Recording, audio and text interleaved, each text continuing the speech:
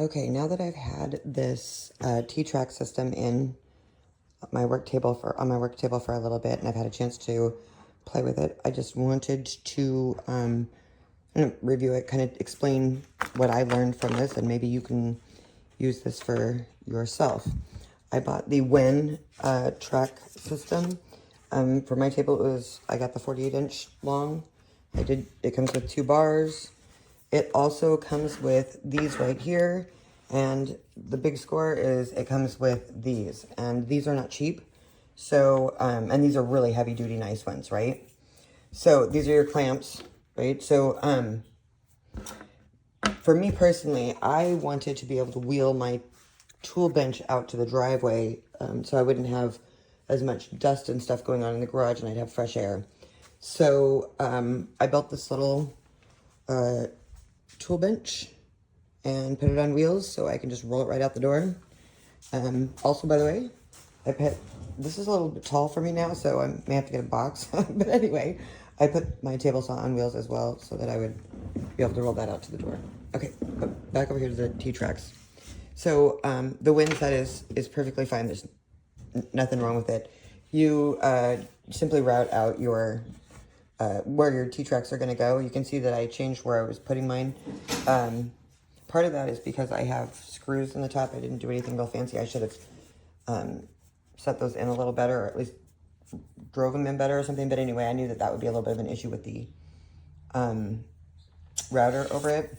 And when you router this, it's important to know that you have to measure from the router bit to the edge of the router to figure out where to put your guide. So like I put a guide on the side right here, I think, and then I put another side measuring the same distance.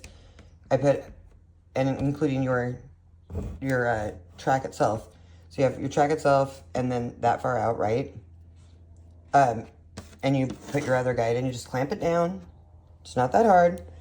And I would tell you the smartest thing to do, like get a cheap fence board or something and clamp it down and run your router with your guides and test it and make sure it's in the right spot, that it hits the right spot when you do it, before you do the table itself. And if you're using a plunge router, make sure that you make a couple passes, or at least I did. I made a couple passes. I didn't have the right size router bit, so I actually had to use a 1/4-inch router bit and make several passes. So a lot of fun that was. And I'm not going to say I was perfect. I wasn't. I actually bondoed this back together. If you look down here in spaces, because I didn't do as well on the first side. I did much better on the second side. Did perfect on the sample, of course, but the test, but you know, that's how it is. I will also say these Strongrowth tool and accessory clamps right here that you can get for, I think they were like 13 or 14 bucks or something on Amazon. Totally worth it. I will put a link in the description. But whatever else is important to know, like, so depending on what your tools are, if you look back here, I have a bolt, and my T-track bolt is coming up right here, and there's a little hole that's coming through the back of my scroll saw so that I can lock this in place, and then I have the clamps on either side, and this keeps it from walking and being all crazy, right? And you'll see that most of your table type tools will have this. You know, here's my chop saw. See the holes right there? And that was my router table down here that has the holes right there. And if you look right here, your table saw also has them. So you can mount a lot of different kinds of tools on a table like this temporarily. So that way you can be switching them out, but you can work at them without breaking your back all the time. So if this is something you do enough, I think it would be worth it. These, I haven't put in yet because I haven't decided where I want them yet. But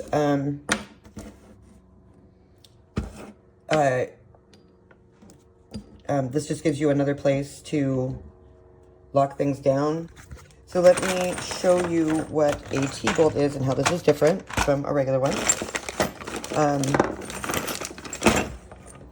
So here's your regular bolt, right? What you don't want. And here are T-bolts. So they're T-shaped, right? And they come in all different sizes. Because like if you're going to use them to hold down wood, you're going to want a taller one.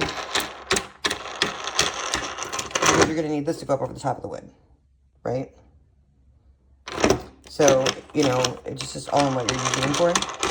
And there are different kinds of screw down tops for these. So the other thing that's important to note is that they come in different sizes. So for these, you know, it's whatever, but for like for this wind scroll saw, this couldn't take the bigger bolts, so I ended up having to get a different one. So the 5/16 are what are over here on these, right? But for back here, I needed the 1/4. So the thing is, whether you get the 1/4 or the 5/16, and if you're using these, I don't know how much it matters. So you might want to just get the 1/4, because obviously a 5/16 will go through there as well. But you can see that there are other places that you could brace this down with if you had something like this and laid on the table. I noticed that a lot of people have them coming across this way, which I did think about doing as well. I haven't decided for sure yet. But anyway, that is the T-Track system. I think it's fantastic. I am using it like crazy. It has been super, super helpful. So that's what I got to say. Thanks for sticking around to the end, folks. I really appreciate it. There will be links to everything in the description, so you can check that out if you're interested in purchasing any of these products. Please check out our Missing Kids page. If you see any of them, please just call 911 and say, hey, I know I've seen this kid. Help us bring them home. Please help us bring them home. Thank you so much, and have a fantastic day.